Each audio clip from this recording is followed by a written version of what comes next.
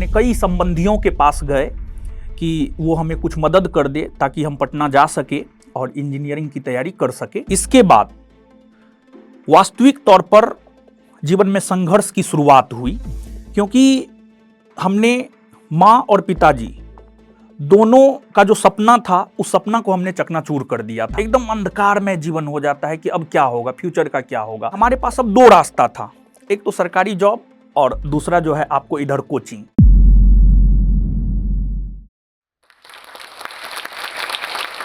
वर्ष 2014 और 2016 हमारे जीवन में ऐसा वर्ष है जिसने हमारे दिशा और दशा को बदल दिया।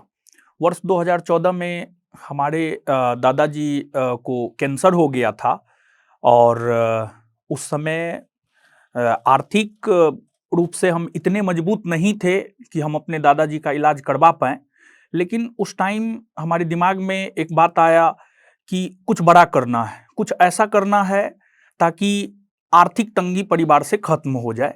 और वहीं पर हमने सोचा कि हमें एक बड़ा अधिकारी बनना है। और फिर 2014 में ही हमारे दादाजी का देहांत भी हो गया और देहांत होने के बाद जो है हम लोगों की तरफ भोज होता है, मरने के बाद जो है 3 दिन का भोज होता है। और उस भोज के लिए भी हम लोगों के पास उतना पैसा नहीं था, लेकिन हमारे दादाजी के द्वारा जो वृक्ष लगाया गया था उस वृक्ष को काट करके और फिर हमारे पिताजी के द्वारा जो है दादाजी का भोज संपन्न करवाया गया। और 2014 में ही हमने घर छोड़ा और उसके बाद हमने ये डिसाइड किया कि हमें कुछ बड़ा करके ही घर वापस लौटना है। नमस्कार, मैं रोशन आनंद, ज्ञान बिंदु जीएस एकेडमी पटना के डायरेक्टर। बहुत सारे लोग जानते होंगे और बहुत सारे लोग ऐसे भी होंगे जो हमें नहीं जानते होंगे। तो आज मैं अपने जीवन में जो संघर्ष किया है उस संघर्ष की कहानी आप लोगों के बीच साझा करना चाह रहा हूँ, क्योंकि मदर टेरेसा का कहना है या उनका मानना है कि आपने जीवन में जो संघर्ष किया है उस संघर्ष को लोगों के साथ साझा निश्चित तौर पर करनी चाहिए, ताकि अगर कोई उस सिचुएशन से गुजरे तो वो अपने आप को जो है उठा सके। मैं बिहार के सहरसा जिला के धमसेना गांव से आता हूं। हमने अपने जीवन में जब से होश संभाला है तब से हमने अपना निर्णय स्वयं लिया है। और यही वजह है कि हमारे गार्जियन के साथ, खास तौर पर हमारे पिताजी के साथ जो है हमारा बनता नहीं है। और हमारा अपना मानना है कि जो इंसान रिस्क नहीं लेता है ना वो बहुत आगे नहीं जा सकता है। और हमने अपने जीवन में हर कदम पर रिस्क लिया है। और जैसे कि हम आपको बता दें कि जब मैं 8th क्लास में था तो मैंने 9th का सिलेबस भी कंप्लीट कर लिया, तो मैं 8 टू डायरेक्ट 10th में चला गया। और 10वां जब मैंने किया, 10वां करने के बाद यानी 10th करने के बाद जो है हमारे परिवार में हमारी माताजी का विशेष तौर पर ये मानना था कि हमारा बेटा इंजीनियर बने, क्योंकि हमारे मामा सब जो है कुछ इंजीनियर थे, तो उनका मानना था कि हम इंजीनियर बने। और 2009 में हम इंजीनियरिंग की तैयारी के लिए जो है पटना आए।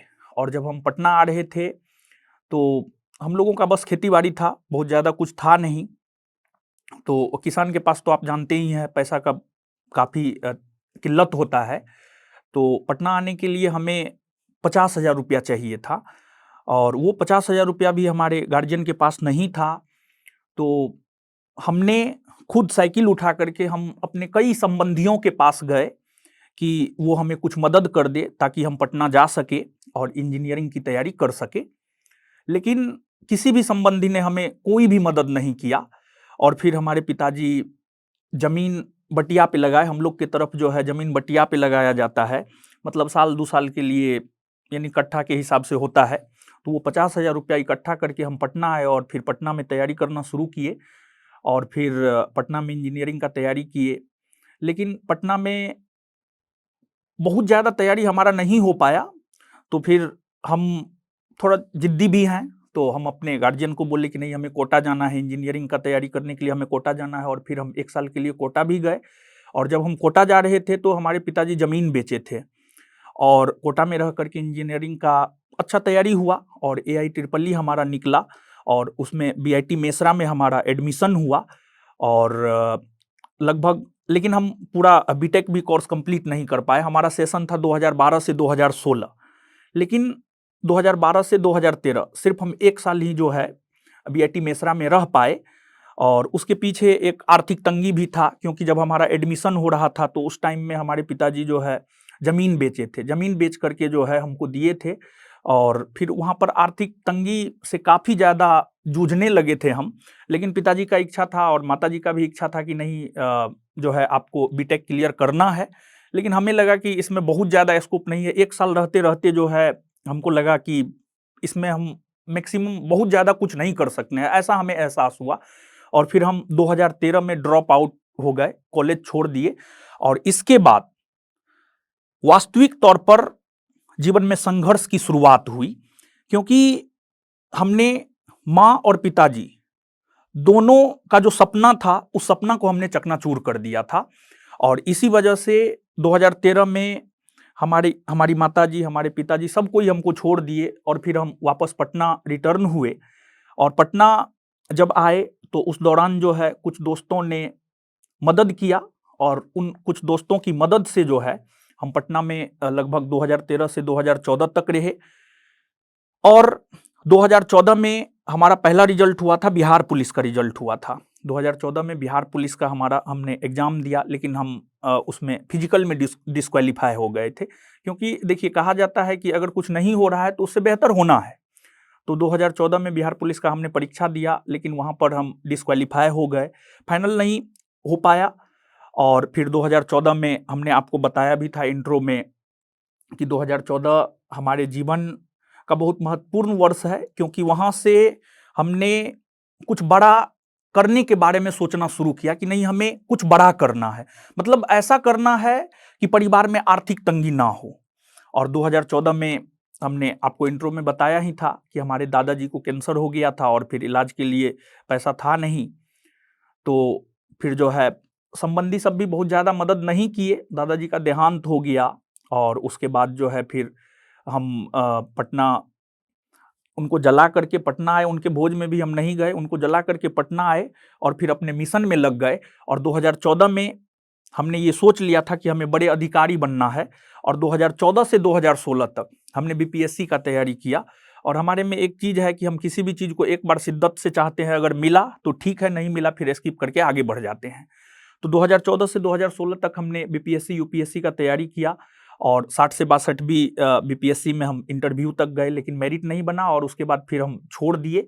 और मेन जो आर्थिक तंगी था वो 2013 से 2017 के बीच में, 2013 से 2017 के बीच में जो आर्थिक तंगी था, इस आर्थिक तंगी के दौरान हम आपको बता दें, हम होम ट्यूशन भी पढ़ाए हैं। होम ट्यूशन के अलावे जो है हम जिस लॉज में रहते थे, उस लॉज के लड़का को भी गाइड किए हैं ताकि हमें खाना मिल जाए। किसी को थोड़ा बहुत पढ़ा देते थे तो वो कोई सुबह का खाना बना के दे देता था, कोई शाम का खाना बना करके दे देता था।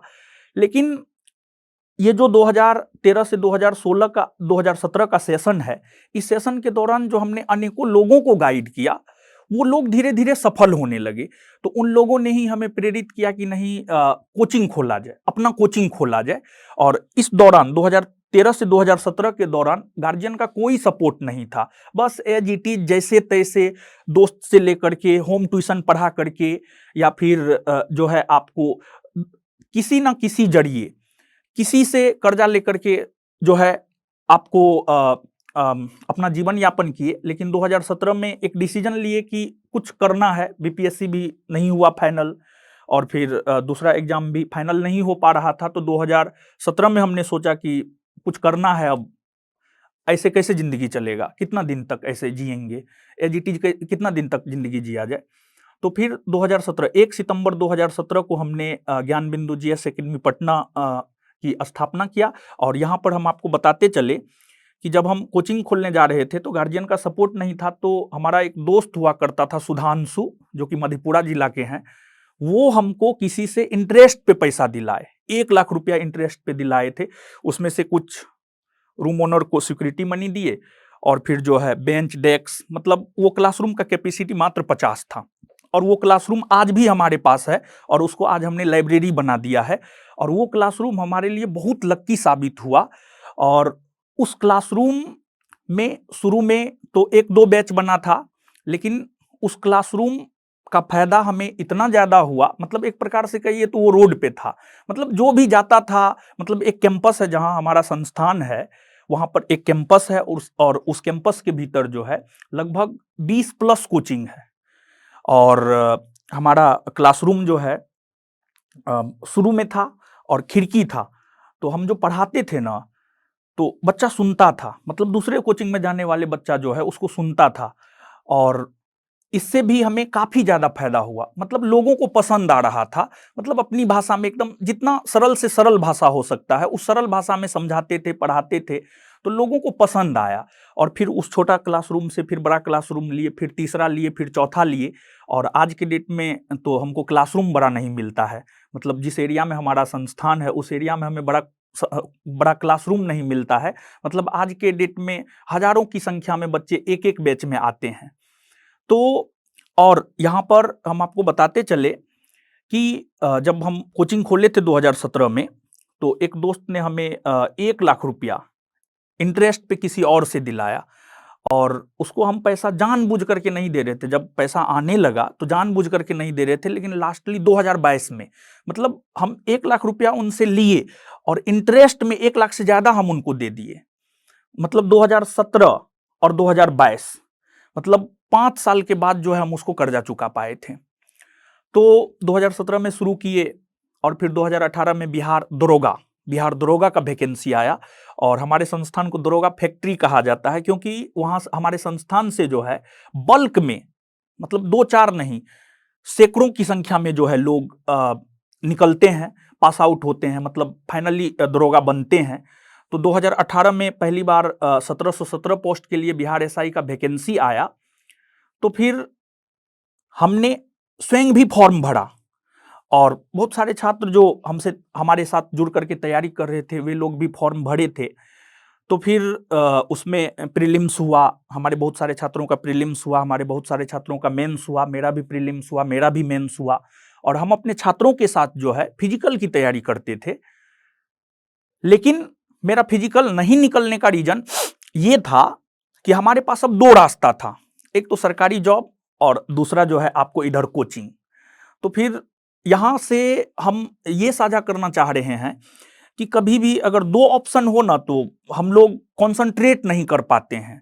जबकि एक जगह अगर कॉन्संट्रेट किया जाए तो वहाँ पर आप बेहतर कर सकते हैं। तो हमारा फिजिकल इसी वजह से कभी नहीं निकल पाया, और आज के डेट में संस्थान जो है काफ़ी ज़्यादा रिजल्ट दे रहा है। हर क्षेत्र में एसएससी, रेलवे या हर क्षेत्र में संस्थान से रिजल्ट होता है, लेकिन बल्क में रिजल्ट होता है संस्थान का बिहार एसआई में, क्योंकि हम स्वयं 4 बार इस एग्जाम को क्वालिफाई किया। हमारा कभी भी फिजिकल नहीं हुआ, और फिजिकल नहीं होने का कारण हमने आपको बता दिया, लेकिन हमने इस एग्जाम को 4 बार क्वालिफाई किया। और हम एग्जाम क्यों दे रहे थे? अब लोग यहाँ पर बोलेंगे कि आप तो सीट खा रहे थे बच्चों का। बस हम एक अनुभव करना चाहते थे कि एग्जाम में विद्यार्थी क्या-क्या गलती कर सकता है, और इसी वजह से हम एग्जाम दे रहे थे। और वो जो हमने अनुभव किया है, वो अभी भी हम क्लास में अपने बच्चों के साथ साझा करते हैं, ताकि हमारे बच्चे उस प्रकार का गलती ना करें। एग्जाम से 1 सप्ताह पहले क्या करना है, 1 दिन पहले क्या करना है, एग्जाम के दौरान आपको क्या-क्या प्रेशर आ सकता है, आपको क्या करना चाहिए और क्या नहीं करना चाहिए। तो 2018 में वैकेंसी आया, और उस वैकेंसी की अगर हम लोग बात करें, तो उस वैकेंसी में संस्थान से टोटल 8 रिजल्ट हुए। तो थोड़ा बहुत संस्थान ग्रो किया, और फिर नेक्स्ट ईयर जो है 2446 पोस्ट के लिए वैकेंसी आया, और उस वैकेंसी के दौरान हमें कुछ कठिनाइयों का सामना करना पड़ा। कठिनाई ये रहा 2019 में, वो वैकेंसी 2019 में आया था। 2446 पोस्ट के लिए जो वैकेंसी था, वो वैकेंसी जो है आपको 2019 में आया था। और उस वैकेंसी के दौरान जो है, एक कहा जाता है कि बड़ी मछली छोटी मछली को खा जाता है। तो कैंपस में बहुत सारे टीचर थे, बहुत सारे बड़े-बड़े टीचर थे। तो 2019 में पहली बार हमें दबाने का प्रयास किया गया, मतलब लोगों को अब लगने लगा कि ये भी आगे बढ़ जाएगा। 2019 में पहली बार हमें दबाने का प्रयास किया गया, लेकिन यहाँ पर हम अपने छात्रों को सहृदय धन्यवाद देते हैं, और हम आपको यहाँ पर बताते चले कि हम जो भी रोशन आनंद सर बने हैं, तो उसमें छात्रों का सबसे बड़ा योगदान है, छात्रों का सबसे बड़ा सहयोग है। उस वैकेंसी के दौरान ही कोविड कोविड आ गया कोविड आ गया। और उस टाइम तक जब कोविड आया तो हम ऑनलाइन नहीं पढ़ाते थे, ओनली ऑफलाइन था। कोविड आ गया तो ऑनलाइन हम लोगों के लिए बहुत नया चीज था, लेकिन फिर भी प्रयास किए। और कोविड के दौरान जो है कोई भी किसी से ना बात कर रहा था, ना मिल रहा था। लेकिन कोविड के दौरान जो है हमें एक आइडिया आया कि किसी ओपन जगह जो है विद्यार्थी को कलेक्ट करके जो है उसको गाइड किया जाए। पढ़ाया तो नहीं जा सकता है क्लासरूम में, तो फिर गंगा घाट में हम गाइड करना स्टूडेंट को शुरू किए। लगभग 2-3 दिन तक किए और फिर जो है उसके बाद प्रशासन का दबाव बढ़ गया और फिर वहां पर भी हम कुछ नहीं कर पाए। तो फिर अब हमें लगने लगा कि अब हम कुछ भी नहीं कर पाएंगे विद्यार्थियों के लिए। लेकिन फिर हमारे दिमाग में ऐसा आने लगा कि पता नहीं ये कोविड जो है ले डूबेगा हमारे करियर को। लगता है हम जो संघर्ष कर रहे थे, जो धीरे धीरे आगे बढ़ रहे थे, कि हो सकता है पूरी तरीका से हम रोड पर ना आ जाए। तो काफी सोचा करते थे कि क्या करना है क्या नहीं करना है। जैसे कभी कभी होता है क्या जीवन में मतलब कुछ भी दिखता नहीं है, एकदम अंधकार में जीवन हो जाता है कि अब क्या होगा, फ्यूचर का क्या होगा। और फिर इस दौरान जो है हमें ये सब सताने लगा था कि आगे क्या करना है क्या नहीं करना है। लेकिन उसी दौरान जो है जॉस टॉक, ऐसे मोबाइल पर वीडियो देख रहे थे तो जॉस टॉक का जो है जॉस टॉक के ऊपर हजारों प्रेरणादायक कहानियां हैं। लोग कैसे नीचे गिरे, नीचे से फिर ऊपर कैसे उठे, इस प्रकार की कहानियां हैं। तो वहां से जॉस टॉक के ऊपर जो हजारों कहानियां हैं उसमें से कुछ कहानियों को हमने देखा। वहां से हमें प्रेरणा मिला कि नहीं ठीक है, इस बार अगर नीचे ले जा रहे हैं तो इस बार आगे भी ले जाएंगे। तो फिर कोविड के दौरान ही हमारे दिमाग में ये आया कि क्यों ना, उस टाइम में जो है पटना का रूम सब सारा खाली हो चुका था। तो हमारे दिमाग में ये आया कि कुछ बच्चों को कलेक्ट करके जो है, मतलब 100-50 जो भी बच्चा हो उसको कलेक्ट करके जो है उसको बिखरने ना दिया जाए। देखिए वहां पर मेरा भी स्वार्थ छिपा हुआ था और कृष्ण नीति कहता है कि पूरा का पूरा दुनिया ही स्वार्थ पे टिका हुआ है। वहां पर मेरा अपना स्वार्थ छिपा हुआ था कि मतलब हमको ऐसा लग रहा था कि मेरा भविष्य अंधकार में है।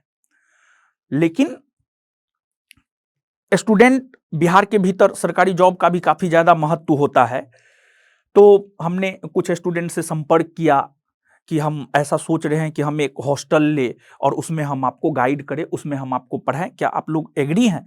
तो कुछ छात्रों के साथ, लगभग 10-15 छात्रों के साथ हमने मीटिंग किया और उन लोगों को भी लगा कि नहीं, इस टाइम में अगर बिखर जाएंगे तो फाइनल नहीं बनेगा, फाइनल मेरिट नहीं बनेगा। तो फिर उन लोगों ने सपोर्ट किया। और जब कोविड लगा था तो हमारे दिमाग में ये था और हर किसी के दिमाग में ये था कि ये जो लॉकडाउन है 1 सप्ताह का है, 14 दिन का है, और हम आपको यहाँ पर बताते चले कि हम जो भी अर्न करते हैं उसका मैक्सिमम हिस्सा हम स्टूडेंट पे खर्च कर देते हैं। तो कोविड जब आया तो ऐसा लग रहा था कि 14 दिन का कोविड है। तो फिर जो भी हमारे पास था, जो भी सेविंग था, मतलब बहुत सारे लोग जो पटना से झारखंड जाना चाह रहे थे, पटना से वेस्ट बंगाल जाना चाह रहे थे, पटना से ओडिशा जाना चाह रहे थे, क्योंकि हमारे संस्थान में जो है इन सभी स्टेट के लोग रहते हैं। और बहुत सारे लोग, अचानक लॉकडाउन लगा था और अचानक लॉकडाउन लगने के कारण जो है काफी ज्यादा दिक्कत छात्रों को भी हो रहा था। तो हमारे पास जो सेविंग था उस 14 दिन में हम खत्म कर दिए और उस 14 दिन के बाद ये सब हम सोच रहे थे कि अब आगे हम क्या करेंगे। तो उस दौरान जब हम स्टूडेंट को एकत्रित करने के लिए हॉस्टल लेने का प्लान कर रहे थे तो उस दौरान हमारे पास कोई पैसा नहीं था।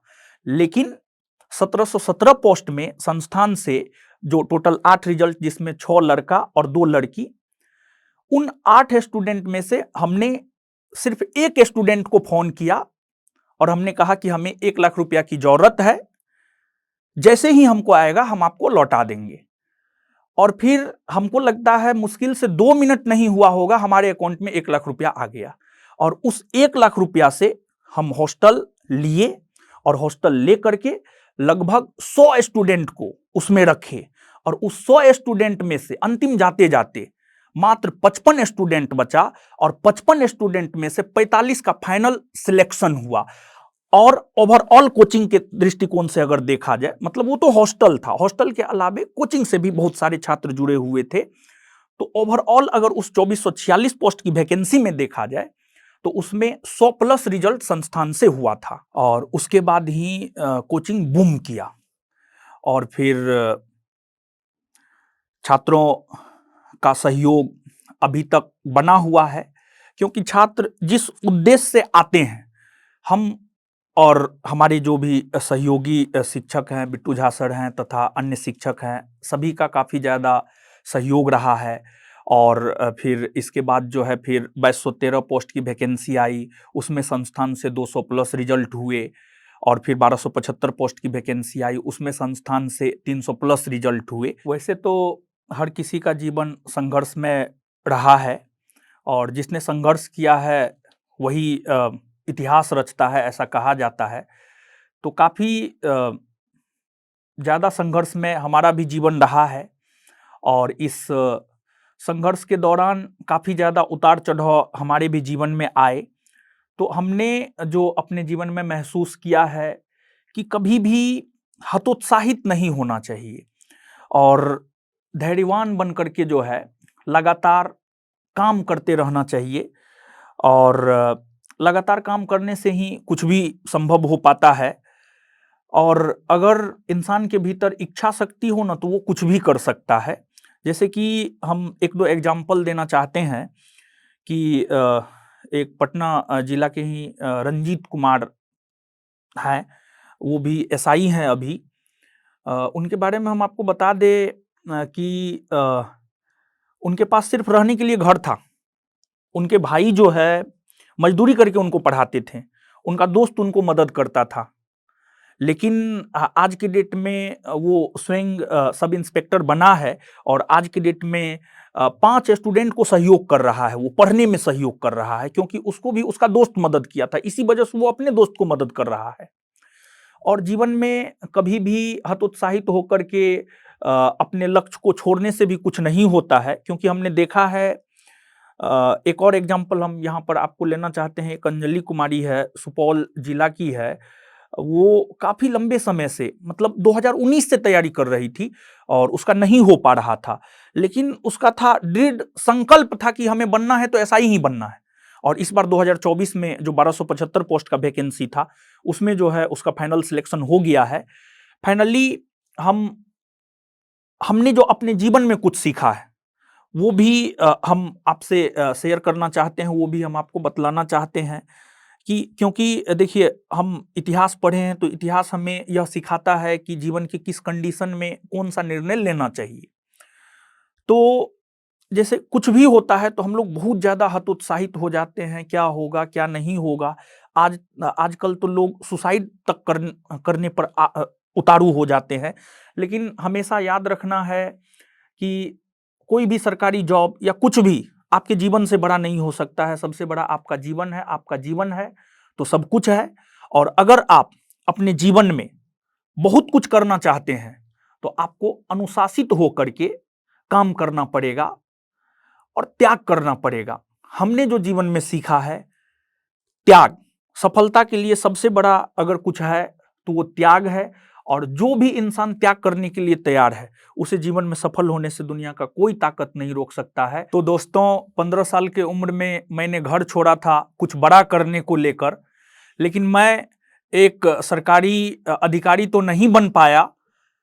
परंतु आज जब मैं अपने छात्रों को उसके कंधे पर डबल स्टार देखता हूं, तो हमें काफ़ी अंदर से खुशी होता है कि हम जिस सपना को पूरा नहीं कर पाए, उस सपना को हमारे छात्रों ने पूरा किया है। और हम यही कहना चाहेंगे, हम अपने जीवन में जो चीज़ सीखे हैं उससे, और हमने जो हजारों छात्रों को गाइड किया है, उनकी जो अलग अलग कहानियां हैं, उससे हम ये कहना चाहते हैं कि जीवन में कभी भी संघर्ष करने से डरना नहीं चाहिए। आप संघर्ष करते रहिए। जीवन का मतलब ही संघर्ष होता है। जितना ज्यादा संघर्ष होगा, जितना बड़ा संघर्ष होगा, सफलता उतना बड़ा आपको मिलेगा। और जैसा कि अरस्तू ने कहा है कि शिक्षा की जड़ें कड़वी होती है लेकिन उसका फल मीठा होता है। तो आप भी शिक्षित बनिए और शिक्षा के बदौलत ही आप कुछ भी कर सकते हैं। आप किसी भी फील्ड में, शिक्षा एक ऐसा चीज है जिसके बदौलत आप कुछ भी कर सकते हैं। आप भी शिक्षित बनिए, अपनी अगली पीढ़ी को शिक्षित बनाइए और शिक्षित होकर के ही हमारा देश महान बन सकता है। और हमें काफ़ी खुशी हुआ जब जॉस टॉक की तरफ से हमें इनविटेशन मिला था। तो जब 2020 कोविड के टाइम में 2020 कोविड के टाइम में जब हम थोड़ा डिमोटिवेट हुए थे, तो उस टाइम में जब जॉस टॉक का एक वीडियो देखे थे, तो उस टाइम में एक मन में आया था कि हमें भी कुछ बड़ा करके जो है जॉस टॉक के प्लेटफॉर्म पे जाना है। और आज हमें जॉस टॉक के प्लेटफॉर्म पर बोलने का मौका मिला, अपने जीवन में किए गए संघर्ष को साझा करने का मौका मिला। इसके लिए जॉस टॉक टीम को बहुत बहुत धन्यवाद।